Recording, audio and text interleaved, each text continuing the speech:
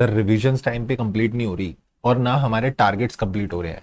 और ये जो टारगेट्स कंप्लीट नहीं हो रहे ना, ये हमारे दिमाग में और ज्यादा फियर डेवलप कर रहे हैं that we are not ready for the examinations coming in September. ठीक है। और इसकी वजह से ना हम हमारे दिमाग में एक डाउट आ रहा है कि क्या ऐसा कर सकते हैं सितंबर अटेम्प्ट स्किप कर दें और फिर जनवरी पे शिफ्ट हो जाए, क्योंकि उससे क्या होगा, उससे हमारे पास नवंबर दिसंबर तक का टाइम मिल जाएगा, उसमें हम लोग अच्छे से रिवाइज भी कर लेंगे और फिर उसमें हमारे टेस्ट भी हो जाएंगे, तो हमको कॉन्फिडेंस आ जाएगा कि कैसे हमको एग्जाम अपीयर करना है। जैसा तुम सोच रहे हो ना, वैसा ही मैं भी सोचता था। ठीक है। सर आप भी ये सोचते थे कि एग्जाम स्किप कर दूं? आपके दिमाग में ये थॉट आया था कभी कि अटेम्प्ट स्किप कर दूं और नेक्स्ट अटेम्प्ट पे जाऊं तो चलेगा? यस, ये दिमाग, ये जो दिमाग है ना, जैसा तुम्हारा है वैसा ही मेरा है और सबका दिमाग ऐसे ही है।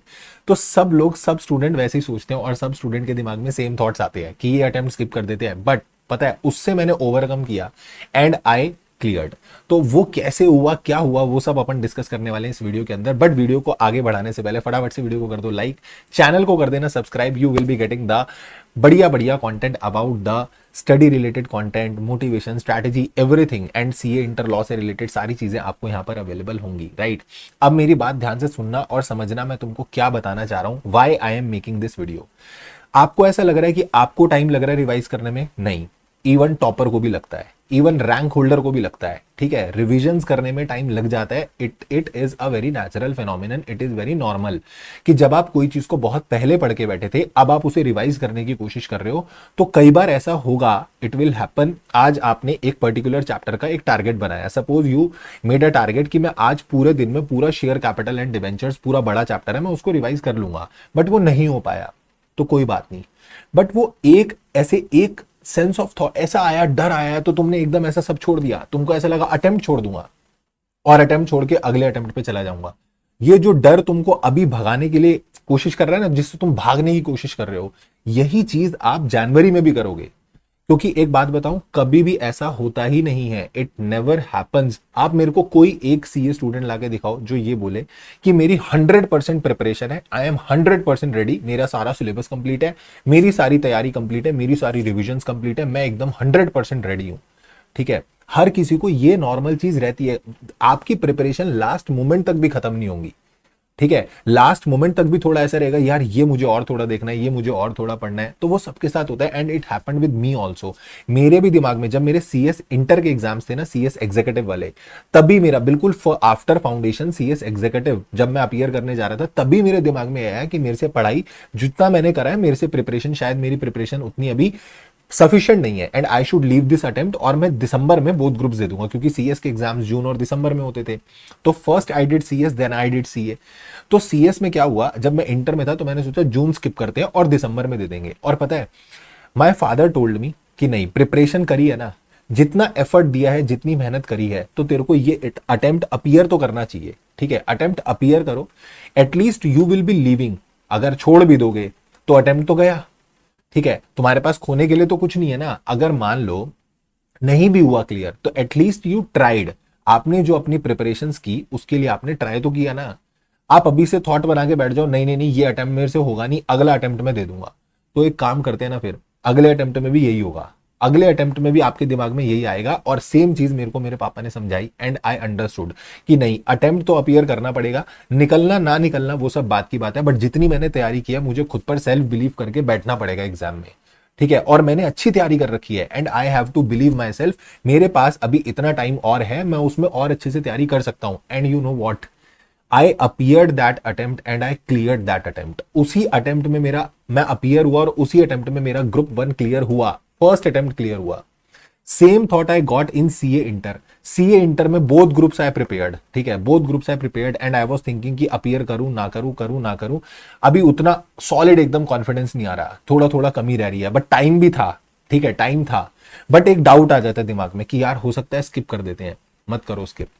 जितना टाइम है, इंस्टेड ऑफ थिंकिंग कि मैं स्किप कर दूं, अगली बार ये कर लूंगा, अगली बार वैसा कर लूंगा, उससे बेटर ना ये सोचो कि ये जो टाइम आपके पास है, इसको कैसे यूटिलाइज करना है, और इसमें जो कमी रही है आपकी, अभी तक जितना पढ़ चुके हो उसमें जो जो कमी रही है, वो इस टाइम के अंदर आपको कैसे कैसे पूरी करनी है।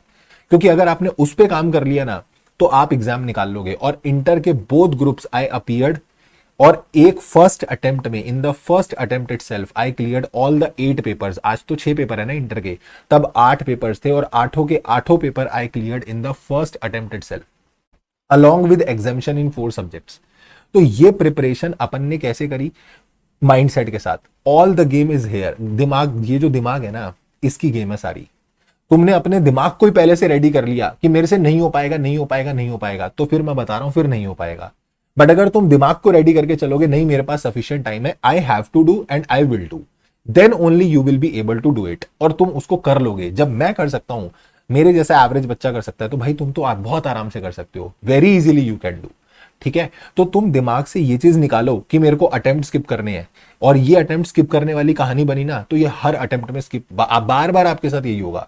आप अभी स्किप करोगे, फिर नेक्स्ट अटेम्प्ट फिर स्किप करोगे, फिर नेक्स्ट अटेम्प्ट फिर स्किप करोगे। और मेरे पास एक ऐसे स्टूडेंट का मैसेज आया, उसने बोला मैं 3 बार अटेम्प्ट स्किप कर चुका हूं और करते करते 1.5 साल, पता नहीं 3 बार 4 बार अटेम्प्ट स्किप कर चुका हूं और 1.5-2 साल निकाल चुका हूं, इसी डर से कि जब एग्जाम्स आते हैं उसके 1-2 महीने पहले मेरे को इतना पैनिक हो जाता है और मैं पढ़ाई करना छोड़ देता हूं, और फिर मेरे से तैयारी हो ही नहीं पाती, फिर एग्जाम्स आ जाते हैं and I will be not be, मतलब मेरे से अपीयर ही नहीं होता, मेरे को ऐसा लगता है कि नहीं मेरे से नहीं हो पाएगा, I will not be able to do that exam, और उसकी वजह से मैं अटेम्प्ट ही स्किप कर देता हूं।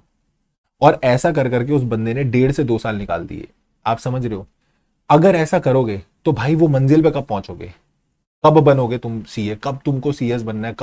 कब वो क्वालिफाई कर पाओगे? कर ही नहीं पाओगे। यू विल बी थिंकिंग कि यार मैं अगले अटेम्प्ट में करूंगा। जो आप अगले अटेम्प्ट में करने की सोच रहे हो, अभी आपके पास टाइम है, वही सारी चीजें अभी करो, वही सारी चीजों को अभी एक्शन में लेकर आओ, जो चीजों को आप आगे के लिए प्लान कर रहे हो। अभी कोई टाइम नहीं निकला, you are having a plenty of time and you will be able to do all those things जो आप सोच रहे हो आगे करने की। ठीक है, तो अभी से ये सब माइंडसेट मत क्रिएट करो कि मैं अगले अटेम्प्ट में करूंगा। All the game is of your mindset, and if you will B consistently studying ना, अच्छे से पढ़ाई करते रहोगे और इस पॉजिटिव माइंडसेट के साथ करोगे कि यस मेरा हो जाएगा सब कुछ क्लियर, और मैं एकदम तैयारी करके बहुत कॉन्फिडेंटली मैं पेपर देने जाऊंगा, ठीक है, then only you will be able to attempt the exam. वो तुमको इंटरनल मोटिवेशन आएगा कि भाई हो जाएगा, हो जाएगा। ठीक है, अपने आप को बोलना all is well, all is well, हो जाएगा। ठीक है, ये नहीं बोलना कि मेरे को अटेम्प्ट स्किप कर देना है, मेरे को ऐसा कर देना है, वैसा कर देना है। एंड यू नेवर नो, सच्ची में यू नेवर नो, ये मेरा पर्सनल एक्सपीरियंस है, ये मेरा पर्सनल बिलीफ है कि आपको नहीं पता कौन सा अटेम्प्ट आपके लिए गोल्डन अटेम्प्ट हो, कौन सा अटेम्प्ट आपका ब्रेक थ्रू बन जाए, आपको भी नहीं पता। You will B at a severe regret. आपने अटेम्प्ट छोड़ा, और छोड़ने के बाद जब तुमने एग्जाम पेपर्स देखे, क्वेश्चन पेपर देखे, तब तुमको अगर रियलाइज हुआ तो वो गिल्ट बहुत बड़ा गिल्ट होगा कि यार काश मैंने ये अटेम्प्ट अपीयर कर लिया होता। ये क्वेश्चंस जो मैंने पढ़ रखे थे, ये वही क्वेश्चंस आए हुए हैं, फिर उस गिल्ट को आप रिवर्स नहीं कर सकते। तो अभी बहुत टाइम है, you can very well plan your studies and you can very well do it. तो अभी उसको करो। ठीक है, तो stop taking tension and let's get into action. दिमाग चलाओ, पढ़ाई करो कि मेरे को पढ़ना है और मैं अटेम्प्ट क्लियर कर सकता हूं, इसी अटेम्प्ट में I will clear my exam and I will definitely clear my exams. Right, तो जरूर जरूर जरूर आपको अटेम्प्ट इसी अटेम्प्ट में देना है और इसी अटेम्प्ट में क्लियर करके पास हो जाना है। राइट, चलो, so this is all for today. Thank you so much, take care, bye bye, and अच्छे से पढ़ते रहो, अच्छे से मेहनत करते रहो, keep working very very hard as someone somewhere is waiting for your success. Thank you so much, take care, tata, bye bye.